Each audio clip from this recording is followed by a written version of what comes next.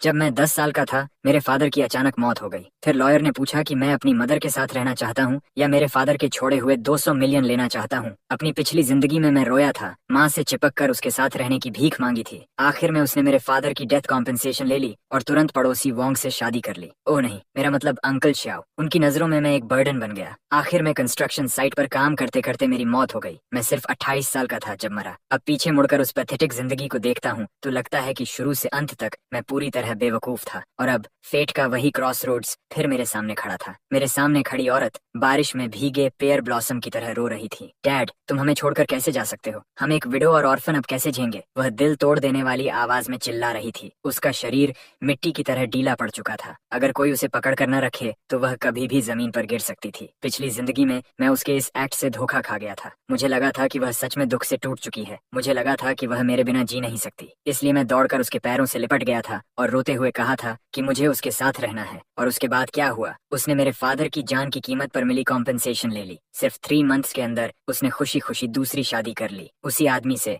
जिसे वह हमेशा अंकल श्याओ कहती थी और जो सपोजिटली हमारी मदद करता था। मेरे फादर की राख भी पूरी तरह ठंडी नहीं हुई थी और वह आदमी हमारे घर में आकर रहने लगा। वह उसी बेड पर सोया जहाँ कभी मेरे फादर सोते थे और मैं उस घर में एक्स्ट्रा अनवांटेड प्रेजेंस बन गया। एक ऐसा बर्डन जिसे वे अपने आसपास नहीं चाहते थे। शाओचोंग का एक बेटा था जो मुझसे 2 साल बड़ा था। उसे खुश करने के लिए वह मुझे कांटे की तरह ट्रीट करता था। लियोन मुझे बिना दया के मारता और डांटता था। मेरे फादर का छोड़ा हुआ पैसा उनके फैमिली के खाने पीने और मौज करने का कैपिटल बन गया। वही पैसा मेरे स्टेप ब्रदर के लिए गर्ल्स को इम्प्रेस करने और दिखावा करने का टूल बन गया। और मुझे ट्यूशन भरने के लिए स्क्रैप्स इकट्ठा करने पड़ते थे। हाई स्कूल खत्म होने से पहले ही मुझे काम पर भेज दिया गया। वे इसे जल्दी इंडिपेंडेंट बनाना कहते थे। मैंने पूरे 10 साल कंस्ट्रक्शन साइट्स पर ब्रिक्स उठाई। आखिरकार ओवरवर्क की वजह से मैं गिर पड़ा। मेरा शरीर जलते हुए स्टील बार्स के ढेर पर गिरा और फिर मैं कभी नहीं उठा। लेकिन अब मैं वापस आ चुका हूँ। लियोन मेरा हाथ पकड़कर कहती है, डरो मत शियांग, अब से मॉम तुम्हारा अच्छे से ख्याल रखेगी। उसने मुझे गले लगाया। उसके आंसू और नाक का पानी मेरे चेहरे पर फैल गया, लेकिन उसकी आंखों की गहराई में कुछ छिपा हुआ था, एक मुश्किल से दिखने वाली ग्रीड और अर्जेंसी। ये देखकर मैंने पिछली जिंदगी की तरह रोना चिल्लाना शुरू नहीं किया। मैं बस ठंडी आंखों से उसका परफॉर्मेंस देखता रहा। तभी मेरे फादर का पुराना दोस्त और लॉयर अंकल जाओ आगे आया। लॉयर जाओ ने आह भरी और मेरे शोल्डर पर हाथ रखा। फिर उसने अपने ब्रीफ केस से एक डॉक्यूमेंट निकाला।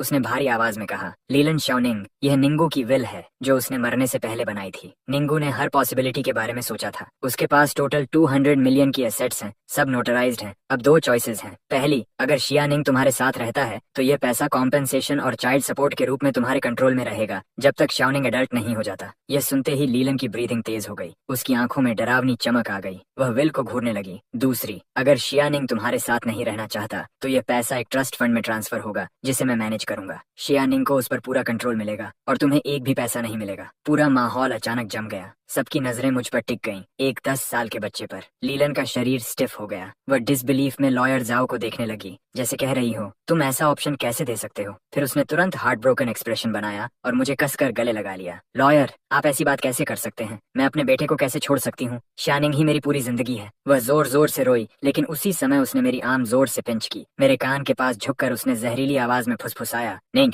अगर एक गलत वर्ड बोला ना तो तुझे मार डालूंगी। तू मेरा बेटा है, तेरा पैसा मेरा पैसा है। पिछली जिंदगी में उसके ये वर्ड सुनकर मैं डर से कांप गया था। जब उसने कहा था, माम तुम्हारे बिना नहीं जी सकती, तब मैं इमोशनल भी हो गया था। लेकिन अब मुझे सिर्फ घिन और नौजिया महसूस हो रहा था। मैं उसकी उंगलियों का कांपना महसूस कर सकता था। वह ग्रीफ की वजह से नहीं कांप रही थी, वह एक्साइटमेंट और नर्वसनेस थी। 200 मिलियन, उसने अपनी पूरी जिंदगी में इतना पैसा कभी नहीं देखा था। वह अभी से उस फ्यूचर की फैंटेसी देख रही थी जो उसे यह पैसा मिलने के बाद मिलने वाला था। जियाओ चोंग के साथ खुशहाल जिंदगी के सपने देखते हुए मैं धीरे धीरे उसकी घुटन भरी पकड़ से खुद को छुड़ाने लगा। उससे अलग होने के बाद मैंने सिर उठाया। लॉयर जाओ की स्टंड नजरों से आंख मिलाकर मैंने साफ और धीरे धीरे कहा, अंकल जाओ, मैं दूसरा ऑप्शन चुनता हूँ। मैं 200 मिलियन चुनता हूँ। पूरा फ्यूनरल हॉल एकदम साइलेंट हो गया। इतनी खामोशी कि अगर सुई भी गिरती तो उसकी आवाज सुनाई देती। सब लोग जैसे फ्रीज हो गए। सब शौक में मुझे घूर रहे थे। उनके मुंह खुले रह गए थे। लीलैंड के चेहरे का दुखी एक्सप्रेशन तुरंत जम गया, फिर धीरे धीरे टूटने लगा और आखिर में शॉक और डिसबिलीफ में बदल गया। लियोन चीखी, निंग, तुमने क्या कहा? उसकी आवाज इतनी तेज थी कि कान फट जाए। मैंने शांत आवाज में फिर दोहराया, मुझे तुम नहीं चाहिए, मुझे पैसा चाहिए। लियोन पागलों की तरह चिल्लाई, क्या तुम पागल हो गए हो? बदतमीज बेटे, मैं तुम्हारी माँ हूँ। वह हिस्टेरिकल औरत की तरह मेरी तरफ झपटी और मुझे थप्पड़ मारने के लिए हाथ उठाया,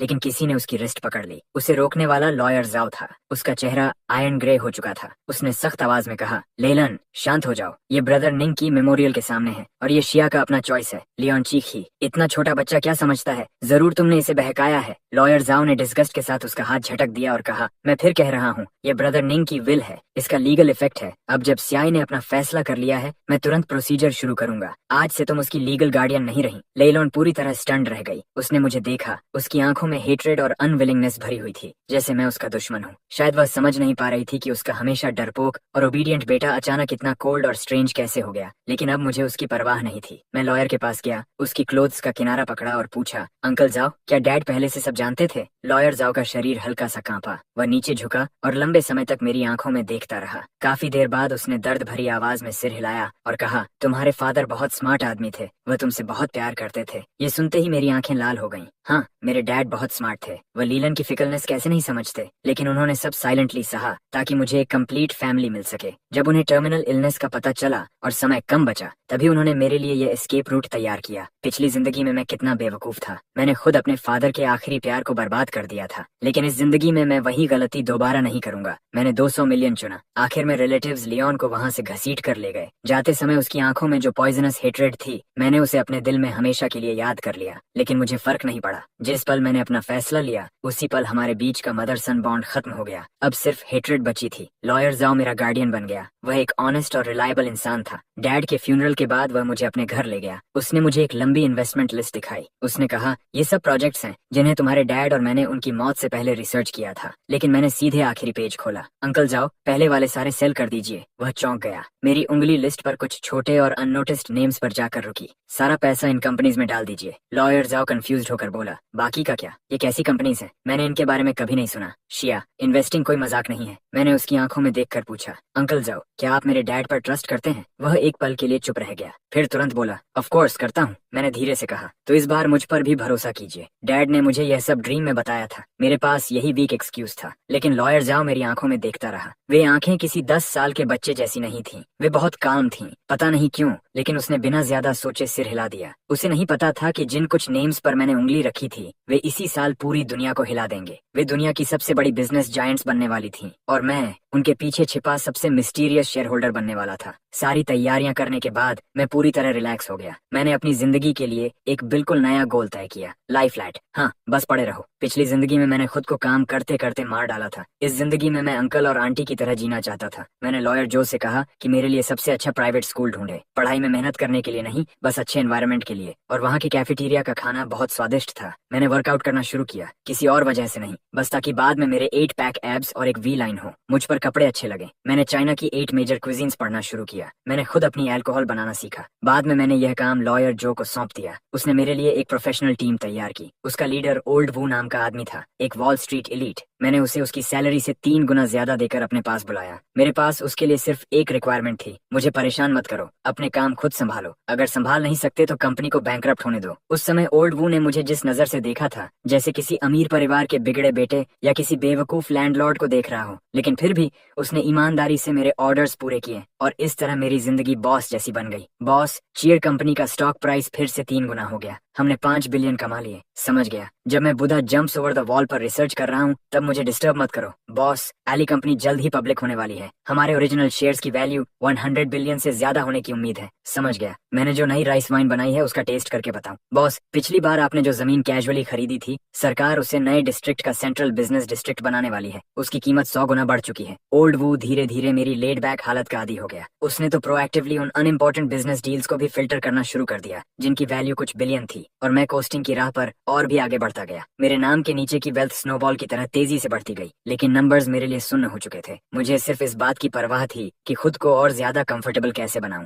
मैं टॉप बिलियनर सर्कल्स के बीच एक मिस्टीरियस लेजेंड बन गया। कोई नहीं जानता था कि मैं कौन हूँ। लोग सिर्फ इतना जानते थे कि एक मिस्टीरियस मिस्टर निंग है जिसकी दौलत किसी देश के बराबर है, लेकिन जो शायद ही कभी दिखाई देता है, बिल्कुल ऐसे ड्रैगन की तरह जो सिर दिखाता है लेकिन पूंछ नहीं। फिर मैं 18 साल का हुआ और एक औरत प्रकट हुई जिसने मेरी शांत कोस्टिंग लाइफ को तोड़ दिया। शाओ वनचिन, मेरी फॉर्मर फियांसे। शिया वंचिन और मेरी एंगेजमेंट मेरे ग्रैंडफादर द्वारा तय की गई चाइल्डहुड बिट्रोथल थी। मेरे पिता के गुजरने के बाद हमारा परिवार गिरावट में चला गया और फिर इस शादी की बात किसी ने नहीं उठाई। लेकिन किसी ने उम्मीद नहीं की थी कि मेरे पिता की छोड़ी हुई इनहेरिटेंस 10 साल बाद फर्मेंट होकर एक विशाल बिजनेस एम्पायर बन जाएगी। हालांकि मैंने जानबूझकर लो प्रोफाइल रखा था, फिर भी निंग फैमिली की वापसी ने शियाओ फैमिली का ध्यान खींच लिया। इसलिए मेरे 18वें बर्थडे पर ओल्ड मास्टर शियाओ अपनी प्रेशियस ग्रैंड डॉटर को लेकर आया। वह लोग सालों पुराने मैरिज कॉन्ट्रैक्ट को पूरा करने के बहाने हमारे दरवाजे पर आए। पहली बार मैंने शिया वॉनिन को लॉयर शो के घर के लिविंग रूम में देखा। उसने एक टेस्टफुल व्हाइट स्कर्ट सूट पहन रखा था। उसके लंबे बाल बड़ी सावधानी से पीछे पिन्ड अप थे। उसके चेहरे पर हल्का लेकिन डेलिकेट मेकअप था। खूबसूरत, हाँ, लेकिन बिल्कुल आइसबर्ग की तरह, ऐसी ठंडक छोड़ती हुई जो दूसरों को दूरी बनाए रखने की वार्निंग देती हो। वह एक स्ट्रॉन्ग करियर वुमन की मिसाल थी, जिसे अपने परिवार की हेयर बनने के लिए पाला गया था। रैशनल, पावरफुल और काम। कहा जाता था कि 20 साल की उम्र में उसने डबल डॉक्टरेट हासिल कर ली थी। 22 साल की उम्र में उसने फैमिली बिजनेस संभाल लिया। उसके तरीके इतने रूथलेस थे कि बिजनेस के सबसे चालाक ओल्ड फॉक्सेस भी उससे सावधान रहते थे। उसकी दुनिया में सिर्फ करियर, इंटरेस्ट्स और डेटा थे। वह इमोशंस को सबसे बेकार कमजोरी मानती थी। Please have a seat. वह मेरे सामने बैठ गई, अपने पैर क्रॉस करते हुए। उसकी नजर स्कैनर की तरह सिर से पांव तक मुझ पर घूमी, बिना किसी छिपे हुए कंटेम्प्ट और स्क्रूटनी के। उस समय मैं अभी जिम से वापस आया था। मैंने लूज ट्रैक सूट पहन रखा था और मेरे बाल अभी भी पसीने से गीले थे। मैं आलस से सोफा पर टिक गया, कैजुअली एक एप्पल उठाया और उसका बाइट लिया। मेरा एटीट्यूड साफ तौर पर उसे पसंद नहीं आया। उसने हल्के से भौहें सिकोड़ ली। मैंने सुना है कि हाई स्कूल ग्रेजुएशन के बाद तुमने पढ़ाई छोड़ दी। पढ़ाई बहुत टायरिंग होती है। तो अब क्या कर रहे हो? वर्कआउट, कुकिंग, वाइन ब्रूइंग और आराम से लेटने का सबसे कंफर्टेबल तरीका रिसर्च कर रहा हूँ, मैंने ईमानदारी से जवाब दिया। यंग वाइन के मुंह का एक कोना मॉकिंग स्माइल में मुड़ गया। तो तुम बस एक निकम्मे प्लेबॉय हो, तुम ऐसा समझ सकती हो? मैंने बेपरवाही से कंधे उचका दिए। उसने ठंडी हंसी छोड़ी। उसकी आंखों में तिरस्कार और गहरा हो गया। निंगी, चलो एक दूसरे से सीधी बात करते हैं। ये मैरिज अरेंजमेंट ग्रैंडपा का एक मजाक था। इसे सीरियसली लेने की जरूरत नहीं है। जो आदमी मुझसे, शिया वानकिन से शादी करेगा, वह ऐसा स्ट्रॉन्ग पर्सन होना चाहिए जो मेरे साथ शोल्डर टू शोल्डर खड़ा हो सके, न कि ऐसा निकम्मा जो सिर्फ खाना पीना और मौज करना जानता हो। तो फिर? मैंने दिलचस्पी से उसे देखा। इसलिए मैं उम्मीद करती हूँ कि तुम खुद जाकर मेरे ग्रैंडपा से बात करोगे और इस एंगेजमेंट को खत्म कर दोगे। उसने कमांडिंग टोन में कहा। कॉम्पेंसेशन के तौर पर मैं तुम्हें एक रकम दे सकती हूँ, या हमारी कंपनी में तुम्हारे लिए एक आरामदायक जॉब अरेंज कर सकती हूँ। मेरे मुंह में मौजूद एप्पल लगभग बाहर निकल गया। मुझे पैसे देगी और मेरे लिए जॉब अरेंज करेगी? क्या उसे पता है कि जिस शिया ग्रुप पर उसे इतना गर्व है, वह मेरी एसेट्स का एक छोटा सा हिस्सा भी नहीं है? मैंने उसके लॉफ्टी और कॉन्डेसेंडिंग बिहेवियर को देखा और अचानक मुझे ये मजेदार लगा। पिछली जिंदगी में मेरे पास उससे आमने सामने मिलने का भी हक नहीं था, लेकिन इस जिंदगी में वह मेरे सामने बैठी थी, चैरिटेबल टोन में बात करते हुए मुझे कॉम्पेंसेशन ऑफर कर रही थी। मैंने अपना मुंह पोंछा और मुस्कुराते हुए कहा, फाइन। शिया वानकिंग एक पल के लिए स्टन्ड रह गई, जैसे उसे उम्मीद नहीं थी कि मैं इतनी आसानी से मान जाऊंगा। तुम्हें कैसी कॉम्पेंसेशन चाहिए? उसने फिर वही आईसी एक्सप्रेशन अपना लिया। मुझे न पैसे चाहिए और न कोई पोजीशन। मैं खड़ा हुआ और उसके पास चला गया। नीचे झुककर मैंने उसके कान में फुसफुसाया। उसने इंस्टिंक्टिवली पीछे हटने की कोशिश की, लेकिन उसका शरीर जम गया। मैं उसकी परफ्यूम की तेज खुशबू महसूस कर सकता था। मैंने अपनी आवाज धीमी कर ली, इतनी कि सिर्फ हम दोनों सुन सकें। मैं चाहता हूँ कि तुम खुद जाकर अपने ग्रैंडफादर से कहो कि तुम मेरे निंग निंग के लायक नहीं हो। शाओ वेंग की प्यूपल्स अचानक सिकुड़ गईं। शायद अपनी पूरी जिंदगी में उसने कभी इतने एरोगेंट शब्द नहीं सुने थे। उसने मुझे धक्का देकर दूर किया और अचानक खड़ी हो गई। उसका खूबसूरत चेहरा गुस्से से लाल हो गया। निंग निंग, एहसान फरामोश मत बनो। रिस्पेक्ट इंसान खुद कमाता है, दूसरे उसे देते नहीं है। मैं वापस सोफा पर बैठ गया और अपने पैर क्रॉस कर लिए। मिस शाओ, सबसे पहले मुझे नीचे तुमने ही देखा था, है ना? वह ऊपर से मुझे घूरती रही। तुम जैसे लोग अमीर परिवार में पैदा होने के अलावा और क्या कर सकते हो? पूरा दिन बेकार घूमना, खाना और मरने का इंतजार करना। तुम में और पैरासाइट में क्या फर्क है? फर्क ये है कि मैं ऐसा करके खुश हूँ। मैंने अपने हाथ फैला दिए। मेरी जिंदगी में फैसले मैं खुद करता हूँ, कुछ लोगों की तरह नहीं जो प्रिसीजन मशीन की तरह जीते हैं। यहाँ तक कि खुशी और गुस्से में भी गेन्स और लॉसेस कैलकुलेट करते रहते हैं। मेरी बात साफ तौर पर उसकी दुखती रग पर लगी थी। उसका चेहरा कुछ और फीका पड़ गया। उसने अपनी मुट्ठियां भींच लीं। अलग रास्ते, कोई कॉमन गोल्स नहीं। मैं खुद एंगेजमेंट खत्म कर दूंगी। आज के बाद हम एक दूसरे के कुछ नहीं लगते। इतना कहने के बाद वह मुड़ी और बिना पीछे देखे चली गई। उसकी वह प्राउड फिगर बिल्कुल ऐसे थी जैसे कोई हारा हुआ लेकिन झुका न हुआ व्हाइट स्वान। लॉयर शाओ स्टडी रूम से चिंतित चेहरे के साथ बाहर आए। क्या तुमने बहुत इम्पल्सिव होकर काम नहीं किया? कैपिटल में शाओ फैमिली का काफी इन्फ्लुएंस है। अंकल शाओ, चिंता मत कीजिए, एंगेजमेंट खत्म करने की बात उसी ने की थी। ऐसा नहीं है कि मैंने उसे भगा दिया। और फिर जो इंसान अपनी शादी तक डिसाइड नहीं कर सकता, वह ज्यादा कुछ हासिल नहीं कर पाएगा। मैंने उस दिशा की तरफ देखा जहाँ शाओ वन किंग गायब हुई थी। मेरी आंखों में कोई लहर नहीं थी। पिछली जिंदगी में वह आसमान में टंगा हुआ चांद थी। मेरे पास उसकी तरफ देखने का भी हक नहीं था, लेकिन इस जिंदगी में मेरी नजर में वह सिर्फ अपने फैमिली में फंसी हुई एक दयनीय इंसान है। मैं इस बात का इंतजार कर रहा हूँ कि उसके चेहरे पर तब कैसा डेवस्टेटेड एक्सप्रेशन होगा। वह जरूर दिलचस्प होगा। एंगेजमेंट का ये तूफान जल्दी ही शांत हो गया। शाओ वन किंग ने अपना वादा निभाया। कुछ ही दिनों में शाओ फैमिली ने ऑफिशियली एंगेजमेंट खत्म होने का अनाउंसमेंट कर दिया। मैं इस शांति और सुकून से खुश था। मैं अपनी लेट बैक जिंदगी में वापस लौट गया। ओल्ड वू का फोन अब भी हर दिन समय पर बजता था, ये रिपोर्ट करने के लिए कि मैंने कितने और स्मॉल गोल्स हासिल कर लिए हैं। मेरी पर्सनल वेल्थ इतनी बढ़ चुकी थी कि अब मैं उसका हिसाब लगाने की भी परवाह नहीं करता था। लेकिन फिर भी मैं हर दिन कुछ दर्जन बक्स वाले ट्रैक सूट पहनता था और एक साधारण कम्यूटर कार चलाकर जिम और वेजिटेबल मार्केट के बीच आता जाता रहता था। फिर एक दिन मेरी मुलाकात एक एंजल से हुई, एक ऐसी डिजर्ट शॉप के अंदर जो बंद होने वाली थी। वह शॉप पुराने शहर की गलियों के गहरे अंदर छिपी हुई थी। दुकान बहुत छोटी थी और एंटिक स्टाइल में सजाई गई थी। वहाँ कुछ लगभग खो चुकी ट्रेडिशनल चाइनीज डिजर्ट्स बेची जाती थीं। मैं दरवाजे पर लगे हैंड कार्व्ड वुडन साइन की तरफ खींच गया। Today's special osmanthus flower steamed glutinous rice flower cake. ये डिजर्ट ऐसी चीज थी जो मेरे डैड बचपन में मेरे लिए बनाया करते थे। मैंने दरवाजा खोला। विंड चाइम से एक साफ और मधुर आवाज निकली। एक लड़की लाइट चैन चोंग सैम पहने पीछे से बाहर आई। उसके लंबे बाल उसकी कमर तक पहुंच रहे थे। उसने कोई मेकअप नहीं किया था। उसके चेहरे पर हल्की सी चौंकी हुई कंफ्यूजन थी। जिस पल मैंने उसे देखा, मेरा दिल एक धड़कन छोड़ गया। ये एक बहुत अजीब एहसास था। वह शाओ वन किंग जितनी स्टनिंगली ब्यूटीफुल नहीं थी, लेकिन वह एक साफ स्प्रिंग की तरह थी, प्योर और क्लीन। सिर्फ उसे देखकर ही लोगों को शांति महसूस होती थी। क्या आपके पास अभी भी ऑस्मंथस शुगर स्टीम्ड चेस्टनट केक है? मैंने पूछा। मेरी आवाज थोड़ी भारी लग रही थी। लड़की एक पल के लिए स्टन्ड रह गई। फिर उसने एक जेंटल स्माइल दिखाई, जैसे किसी झील पर स्प्रिंग ब्रीज गुजर रही हो और पानी में हल्की लहरें उठ रही हों। हाँ है, कृपया बैठ जाइए, मैं अभी आपके लिए लेकर आती हूँ। उसकी आवाज भी बहुत प्लेजेंट थी, सॉफ्ट और स्वीट। मैं खिड़की के पास एक सीट पर जाकर बैठ गया। थोड़ी देर बाद वह एक प्लेट में डेलिकेट पेस्ट्रीज लेकर आई और मेरे सामने रख दी। चेस्टनट केक्स छोटे प्लम ब्लॉसम्स की शेप में बने हुए थे, जिनके ऊपर क्रिस्टल क्लियर ऑस्मांथस शुगर लगी थी और उनसे टेम्पटिंग स्वीट फ्रेग्रेंस निकल रही थी। मैंने एक पीस उठाया और मुंह में रखा। यही टेस्ट है, बिल्कुल वैसा ही जैसा मेरे डैड बनाया करते थे। मेरे दिल की गहराई से एक गर्म एहसास उठा। मेरी आंखें सच में थोड़ी नम हो गईं। कैसा है? अच्छा है। लड़की मेरे सामने बैठ गई, अपने हाथों पर ठुड्डी टिकाकर मुझे ईगर एंटिसिपेशन के साथ देख रही थी। मैंने सिंसियरली कहा, इसका स्वाद बिल्कुल मेरे डैड जैसा है। सच में? उसकी आंखें चमक उठीं। इस डिजर्ट की रेसिपी मुझे मेरी ग्रैंडमदर से मिली थी। वह कहती थी कि आजकल बहुत कम लोग इसे बनाते हैं। तुम्हारी ग्रैंडमदर जरूर अमेजिंग इंसान रही होंगी। उसने गर्व से अपना छोटा सा सीना फुला लिया। मेरा नाम शिन यूचू है। ये शॉप मेरी है। और आपका? मेरा नाम निंग ई है। हम पुराने दोस्तों की तरह बातें करने लगे। बातों बातों में मुझे पता चला कि वह एक लंबे culinary ट्रेडिशन वाले परिवार से आती है। उसके एंसेस्टर्स इंपीरियल शेफ्स थे। वह बचपन से इन ट्रेडिशनल क्राफ्ट्स के बीच बड़ी हुई थी। उसे बड़ी कंपनीज की 9 to 5 जिंदगी पसंद नहीं थी, इसलिए उसने खुद यह छोटी सी शॉप खोली, सिर्फ इसलिए ताकि इन खूबसूरत फ्लेवर्स को आगे बढ़ा सके। उसकी वैल्यूज हैरान करने वाली हद तक मेरी जैसी थीं। हम दोनों स्लो पेस लाइफ पसंद करते थे और ट्रेडिशनल कल्चर के लिए हमारे अंदर लगभग स्टबर्न पैशन था। उस दोपहर में उस छोटी डिजर्ट शॉप में बैठा उसके साथ बहुत देर तक बातें करता रहा। सनलाइट कर्टन से होकर उसके ऊपर गिर रही थी, उसे एक गोल्डन हेलो दे रही थी। मैं उसकी स्पार्कलिंग आईज को देखता रहा जब वह बोलती थी, और उस एडोरेबल स्माइल को जो अनजाने में उसके चेहरे पर आ जाती थी। मेरे दिल के किसी कोने में ऐसा लगा जैसे कुछ भर गया हो। मुझे अचानक महसूस हुआ कि मेरा दिल, जो रीबर्थ के बाद कठोर हो गया था, मैं हर दिन वहाँ जाने लगा बिना एक भी दिन छोड़े। कभी उसकी बनाई नई डिजर्ट खाने के लिए, कभी उसके हाथ की बनी टी पीने के लिए, लेकिन ज्यादातर समय मैं बस चुपचाप बैठकर उसे काम करते हुए देखता रहता था। वह बहुत बिजी रहती थी। शॉप में सिर्फ वही थी, इंग्रेडिएंट्स तैयार करना, गुड्स बनाना, कस्टमर्स को सर्व करना और सफाई करना। वह सब कुछ खुद करती थी, लेकिन उसने कभी शिकायत नहीं की। उसके चेहरे पर हमेशा एक संतुष्ट स्माइल रहती थी। मैंने उसकी मदद करना सीखना शुरू किया।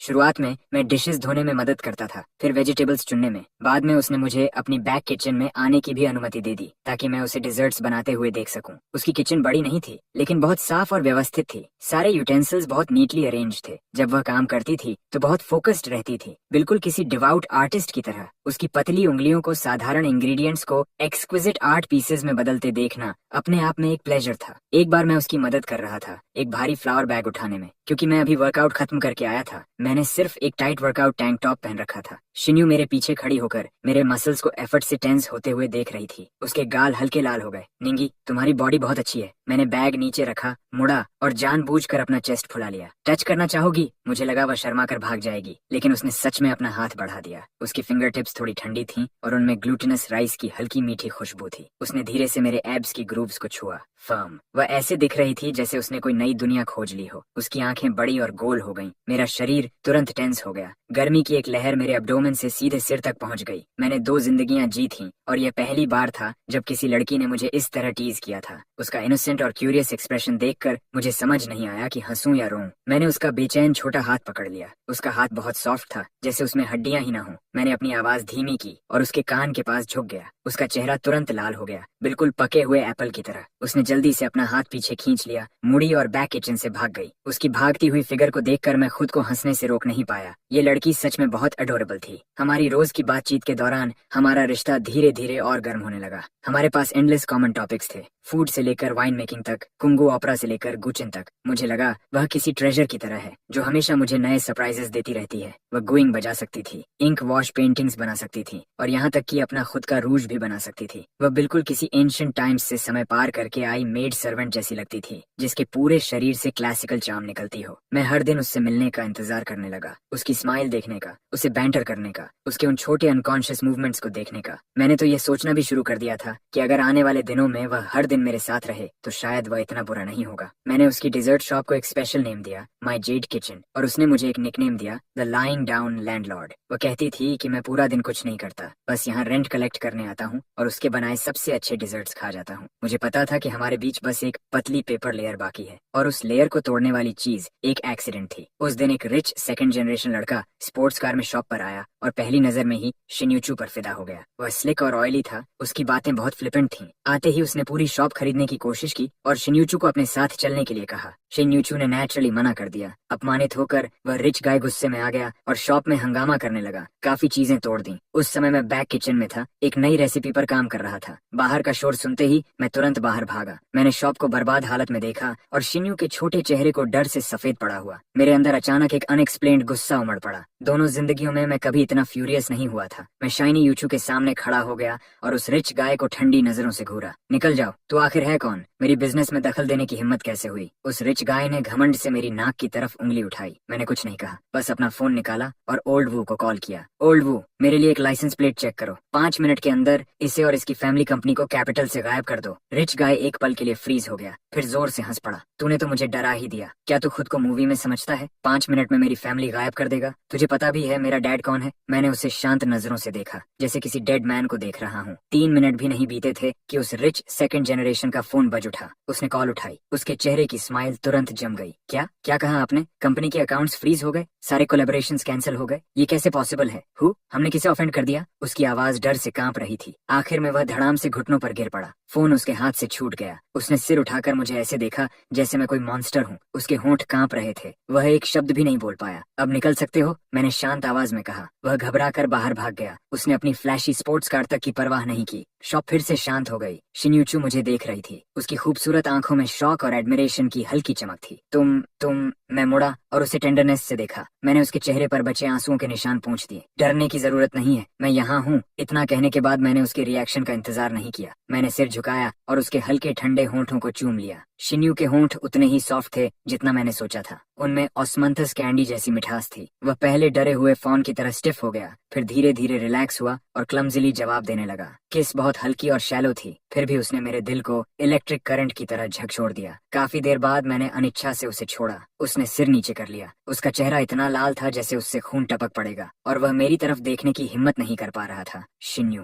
मैंने उसका चेहरा अपने हाथों में लिया और उसे मेरी आंखों में देखने पर मजबूर किया। फिर सीरियसली कहा, क्या तुम मेरी गर्लफ्रेंड बनोगी? उसने अपने होंठ काटे। उसकी लंबी आई लैशेज बटरफ्लाई विंग्स की तरह कांप रही थी। काफी देर बाद उसने आखिरकार मॉस्किटो की हम जितनी धीमी आवाज में धीरे से कहा, यस। मैं किसी इडियट की तरह मुस्कुराने लगा। मैंने उसे कसकर अपनी बाहों में भर लिया। ऐसा महसूस हुआ जैसे पूरी दुनिया मेरी हो गई हो। 2 जिंदगियां जीने के बाद पहली बार मुझे समझ आया कि दिल की धड़कन तेज होने का मतलब क्या होता है, हैप्पीनेस क्या होती है। वह मेरी बाहों में मम्बल करने लगा, अभी तुम बहुत डरावने लग रहे थे। क्या मैंने तुम्हें डरा दिया? तुम सिर्फ एक फोन कॉल से किसी कंपनी को बैंकरप्ट कर सकते हो। मिंग, तुम आखिर हो कौन? मैंने उसकी साफ और इनोसेंट आंखों को देखा और समझ गया कि अब मैं उससे यह छुपा नहीं सकता। मैंने कहा था ना, मैं बस एक लेड बैक लैंड ओनर हूँ। मैंने उसकी नाक फ्लिक की। बस मेरे पास बहुत सारी जमीन है। मैंने उसे अपनी कहानी सिलेक्टिवली बताई। ऑफ कोर्स मैंने रिबर्थ का सीक्रेट नहीं बताया। मैंने सिर्फ इतना कहा कि मेरे फादर ने मेरे लिए बहुत बड़ी इनहेरिटेंस छोड़ी थी। मैंने उस पैसे से कुछ इन्वेस्टमेंट्स किए और थोड़ा बहुत पैसा कमा लिया। शिन्यू ने पलकें झपकाई। थोड़ा बहुत पैसा? ऐसा पैसा जो 5 मिनट में एक कंपनी को बैंकरप्ट कर दे? कितना थोड़ा? मैंने कुछ पल सोचा और उसकी समझ के हिसाब से कहा, शायद तुम्हारी डिजर्ट शॉप जैसी tens of thousands dessert shops में खरीद सकता हूँ। शाइनी यूचू ने हैरानी से सांस खींची। उसने कुछ देर उंगलियों पर गिनती की, फिर शौक से मुझे देखा। तुम 100 बिलियनर हो? मैंने सिर हिलाया। वह चुप हो गया। मेरे दिल में हल्की बेचैनी हुई। मुझे डर था कि हमारे बीच की यह बड़ी वेल्थ गैप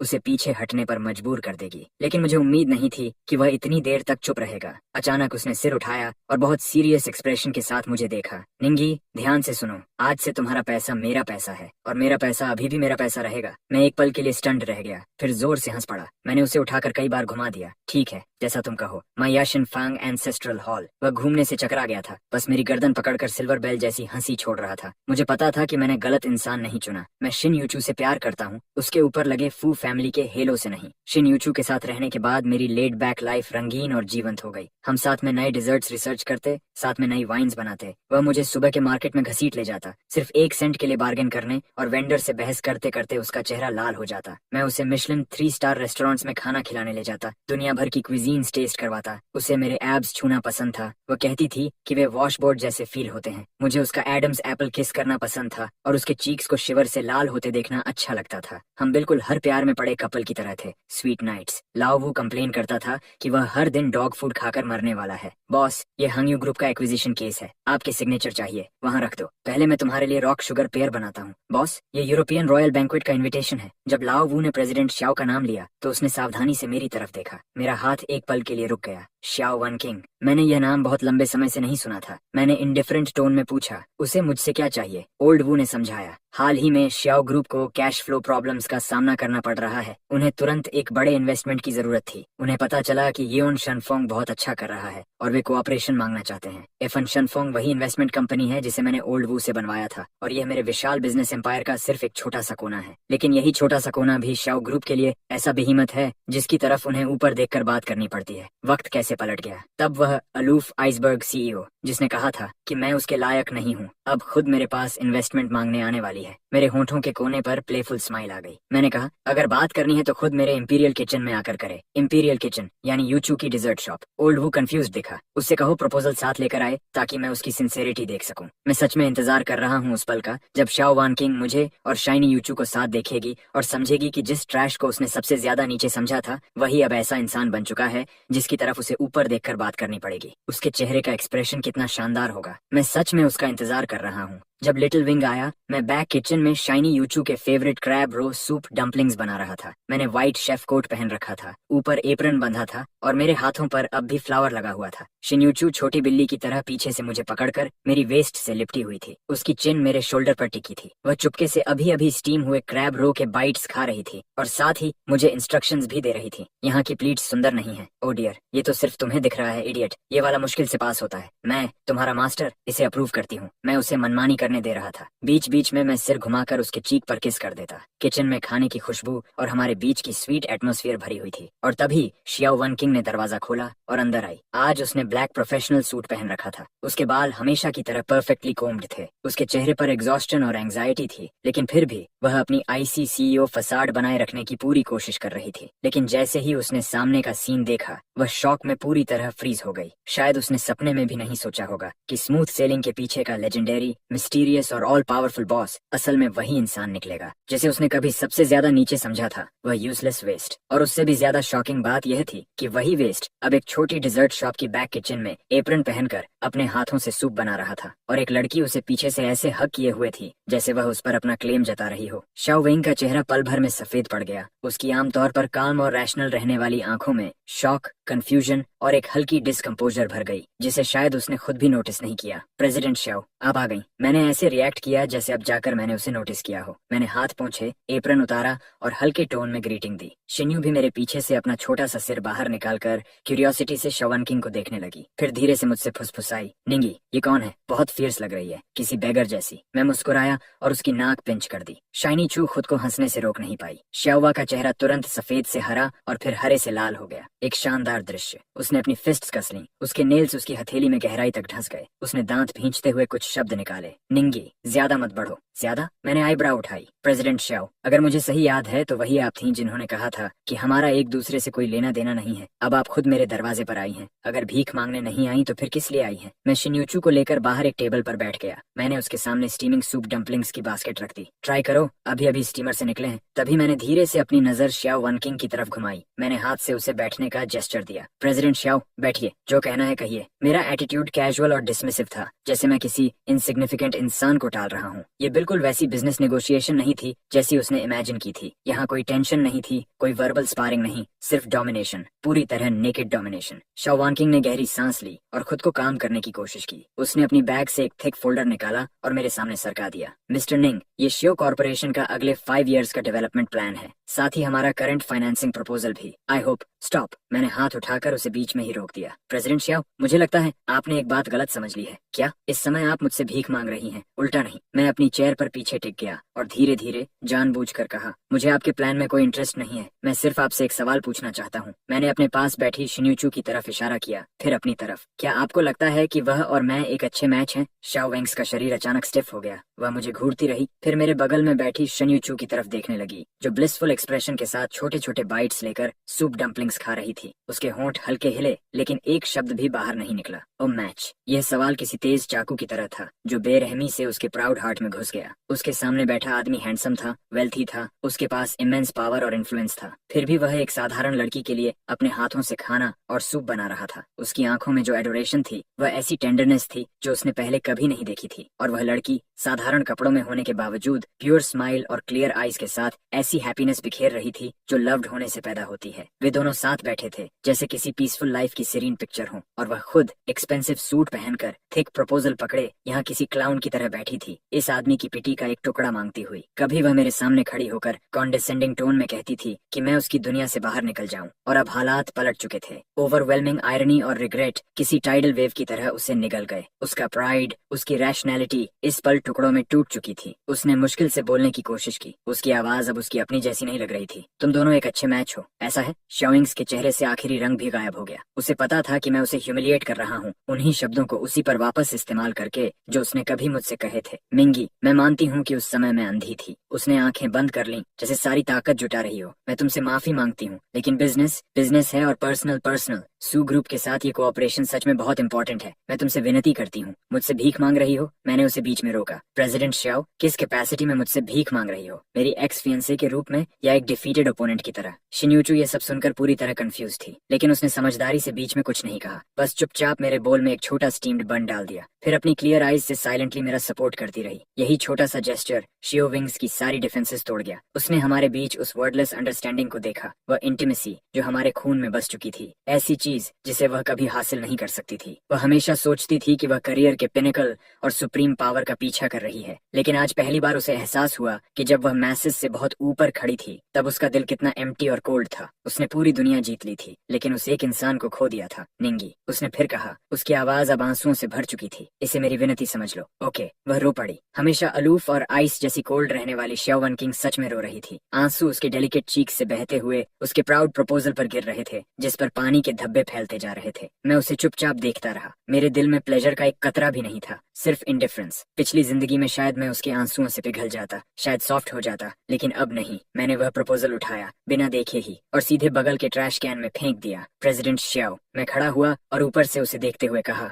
मैं तुम्हें एक और बात बता दूं, मुझे ऐसी कंपनी एक्वायर करने में कोई इंटरेस्ट नहीं है जो बैंक्रप्सी के किनारे खड़ी हो, खासकर तब जब उस कंपनी की ओनर तुम हो। इतना कहकर मैंने उसकी तरफ दोबारा नहीं देखा। मैंने शिन्यू का हाथ पकड़ा और किचन की तरफ मुड़ गया। मेरे पीछे शियो वनकिंग के अनकंट्रोलेबल हार्ट ब्रोकन सॉब्स की आवाज गूंज रही थी। मुझे पता था कि आज के बाद इस औरत का प्राइड मेरे हाथों से पूरी तरह टूट चुका है, और यह सिर्फ शुरुआत थी। शाओ वनकिंग पूरी तरह डेवस्टेटेड होकर चली गई। मैंने उसके बाद उसके साथ क्या हुआ इस पर ज्यादा ध्यान नहीं दिया, क्योंकि मेरे दरवाजे पर उससे भी ज्यादा डिस्गस्टिंग इंसान आ चुका था। लाइलोन, मेरी बायोलॉजिकल मदर। उसे पता नहीं कैसे शिनियो की डिजर्ट शॉप का पता चल गया था, और उसने सीधे एंट्रेंस पर आकर रास्ता रोक लिया। 10 साल बीत चुके थे। वह काफी बूढ़ी लगने लगी थी और बहुत ज्यादा थकी हुई दिख रही थी। वह औरत जिसने कभी अपना चार्म बनाए रखा था, अब उसकी आंखों के आसपास रिंकल्स आ चुके थे और बालों में सिल्वर स्ट्रीक्स दिख रही थीं। उसने सस्ते मार्केट स्टॉल वाले कपड़े पहन रखे थे। उसका चेहरा फिलिस्टॉन टोन कनिंग और कैलकुलेशन से भरा हुआ था। एक नजर में समझ आ रहा था कि इन सालों में वह और जियाओ चोंग अच्छी हालत में नहीं रहे। पिछली जिंदगी में उन्होंने मेरे फादर का पैसा पागलों की तरह उड़ाया था। जियाओ चोंग गैम्बलिंग का एडिक्ट भी बन गया था।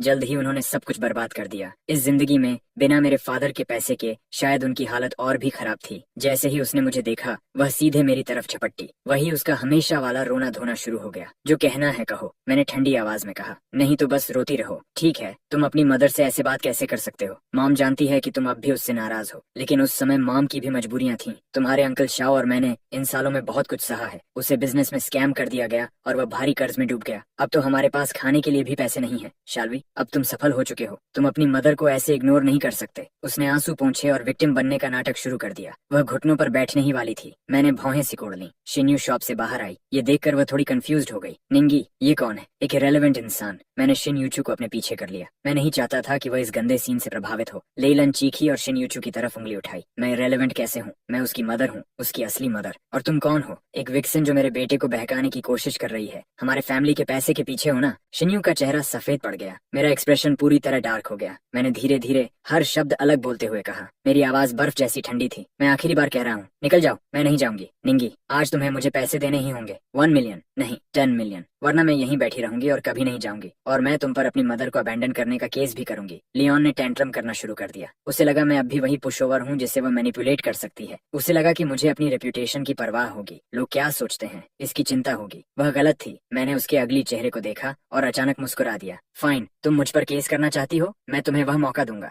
मैंने अपना फोन निकाला और फिर ओल्ड वू को कॉल किया। ओल्ड वू, कैपिटल की सबसे अच्छी लॉ फर्म ढूंढो और सबसे बड़े मीडिया आउटलेट से भी कांटेक्ट करो। मैं प्रेस कॉन्फ्रेंस करने वाला हूँ। थीम होगी मैं और मेरी बायोलॉजिकल मदर, इन सालों का हिसाब साफ करते हुए। लियोन फ्रीज हो गई। उसे उम्मीद नहीं थी कि मैं उसकी धमकी से डरूंगा नहीं, उल्टा मैं सब कुछ पब्लिक करने वाला था। तुम ऐसा करने की हिम्मत नहीं करोगे, उसने बिना कॉन्फिडेंस के कहा। देख लेना। मैंने फोन रख दिया और स्नीर किया। लियोन, शायद तुम भूल गई हो कि 10 साल पहले मैंने क्या चूज किया था। 10 साल पहले मैं पैसे के लिए सब कुछ छोड़ सकता था और 10 साल बाद भी मैं सिर्फ थोड़ी शांति के लिए तुम्हारी रेप्यूटेशन बर्बाद कर सकता हूँ। तुम्हें शो करना पसंद है ना? मैं तुम्हें उससे भी बड़ा स्टेज दूंगा जिस पर तुम पूरा अभिनय कर सको। माई आईज उसे ऐसे देख रही थी जैसे वह कोई डेड थिंग हो। लियोन मेरी नजरों से कांप उठी। आखिरकार उसे एहसास हुआ कि उसके सामने खड़ा बेटा अब वह इंसान नहीं रहा जिसे वह कंट्रोल कर सके। वह एक डेविल था। आखिरकार लेलोन इतना प्रेशर सह नहीं पाई और शर्मिंदगी में वहां से भाग गई। दुनिया आखिरकार शांत हो गई। निंगी, शिन्यूचू ने चिंता से मेरा हाथ पकड़ा। क्या वह सच में तुम्हारी मदर है? पहले थी। मैंने उसका हाथ पलटकर अपने होंठों से लगाया और किस किया। अब नहीं, अब से तुम ही मेरी एकमात्र फैमिली हो। शिन्यू ने मुझे देखा। उसकी आंखों में सिंपैथी के आंसू भर आए। उसने और सवाल नहीं किए, बस टिपटो पर खड़ी होकर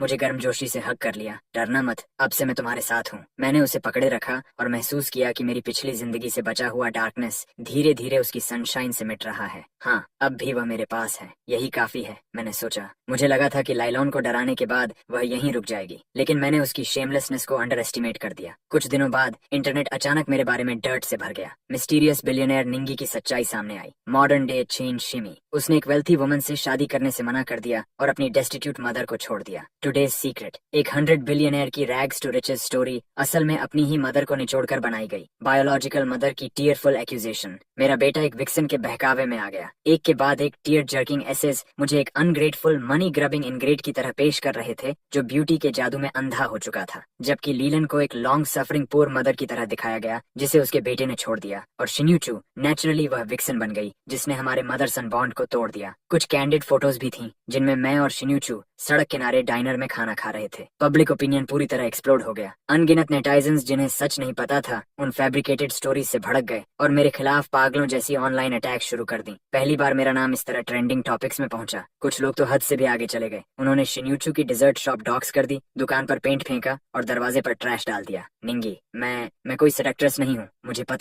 पता है तुम ऐसी नहीं हो। डरना मत, मैं सब संभाल लूंगा। मेरी आंखों में मर्डरस इंटेंट पहले से कहीं ज्यादा गहरी हो गई। लेलन शाओचोंग, तुमने सच में मुझे गुस्सा दिला दिया। मैं तो बस तुम्हें तुम्हारी हालत पर छोड़ देना चाहता था, लेकिन तुमने उन लोगों को निशाना बनाया जिनकी मुझे सबसे ज्यादा परवाह है। तो अब मुझे रूथलेस होने के लिए दोष मत देना। मैंने ओल्ड वू से इन्वेस्टिगेशन करवाई, रिजल्ट्स जल्दी आ गए। इस सब के पीछे सच में लेलन और शाओचोंग ही थे। उन्होंने एक third rate marketing company hire की, पैसे देकर फेक फॉलोअर्स खरीदे और इस पूरे ड्रामा को खुद डायरेक्ट और एक्ट किया। लेकिन जिसने मुझे और ज्यादा सरप्राइज किया वह यह था कि इस मैटर के पीछे श्याओ वनकिंग का शैडो भी था। हालांकि उसने सीधे पार्टिसिपेट नहीं किया, लेकिन उसके बैनर के नीचे चलने वाली पीआर कंपनी ने इस पब्लिक ओपिनियन वॉर को फ्यूल करने में रोल निभाया। फाइन, बहुत बढ़िया। एक मेरी शेमलेस बायोलॉजिकल मदर, दूसरी मेरी अनविलिंग एक्स फियांसे। चूंकि तुम्हें टीम अप करना इतना पसंद है तो मैं तुम दोनों को साथ में हेल्प भेजूंगा। मैंने चीजें क्लियर करने की कोई जल्दी नहीं दिखाई, ना ही ट्रेंडिंग टॉपिक्स हटवाए। मैंने पब्लिक ओपिनियन को और फर्मेंट होने दिया। मैं चाहता था कि वे जितना ऊपर चढ़ें उतना ही बुरी तरह गिरें। 3 दिन बाद जब पूरे इंटरनेट का कॉन्डमनेशन अपने पीक पर पहुंच गया, तब मैंने वह प्रेस कॉन्फ्रेंस रखी।